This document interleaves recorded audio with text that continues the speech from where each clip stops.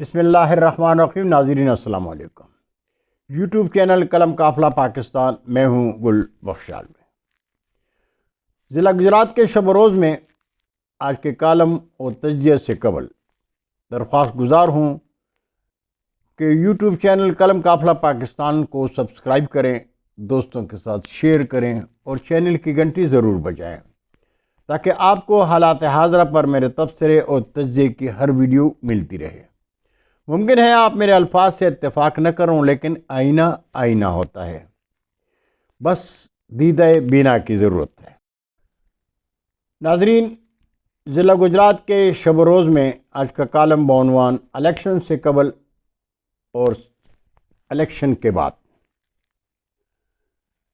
جرنیلوں کے پاکستان میں الیکشن کے بعد سلیکشن ہوئی، حکومتیں بن گئی، جو جیتے وہ ہارے اور جو ہارے وہ جیت گئے۔ بھارتی میڈیا بھی ہمارے دیش اور دیسیوں کے کردار کا مذاق اڑا رہا ہے، اس لیے کہ مغربی غلاموں نے پاکستان کو مذاقستان بنا دیا ہے۔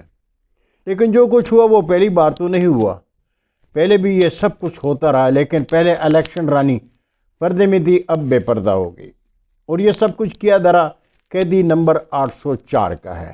اس لیے دیش کے دشمن کپتان کے دشمن ہیں۔ ضلع گجرات میں جو انتخابی ڈرامہ ہوا، دنیا کی تاریخ میں اس کی مثال نہیں ملتی۔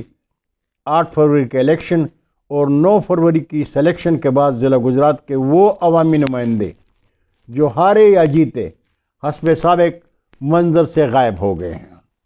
ان کے ڈیرے آباد ہیں اور ووٹروں کی گلیاں سنسان۔ جیسے انتخابی عمل ختم ہوتا ہے، عوامی نمائندگی کے دعوے داروں کو دیکھنے کے لیے آنکھیں ترس جاتی ہیں۔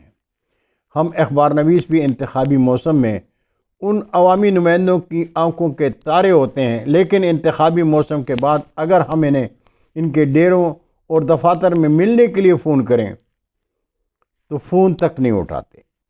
شاید وہ ہمیں منگتے سمجھتے ہیں، حالانکہ ہم ان سے کچھ مانگتے نہیں، انہیں ان کے وعدے یاد دلاتے ہیں، ان سے مسائل پر بات کرنا چاہتے ہیں، لیکن وہ وقت دینا گوارا نہیں کرتے۔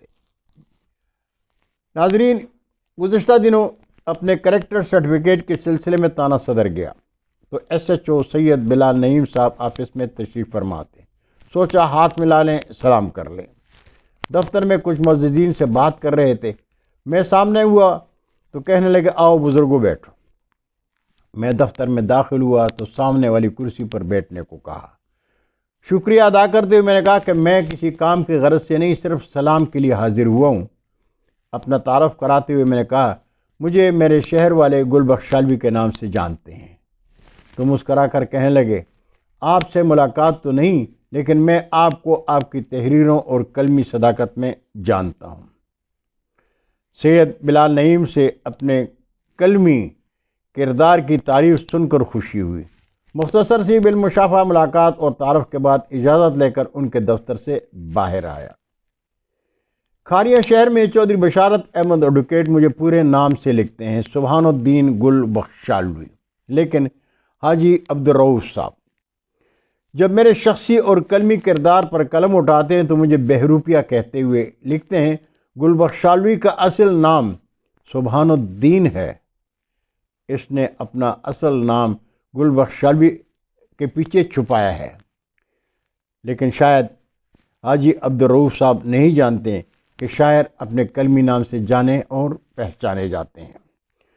بہت شکریہ ناظرین، انشاءاللہ زندگی نے ساتھ دیا تو برقی رابطے میں پھر ملاقات ہوگی۔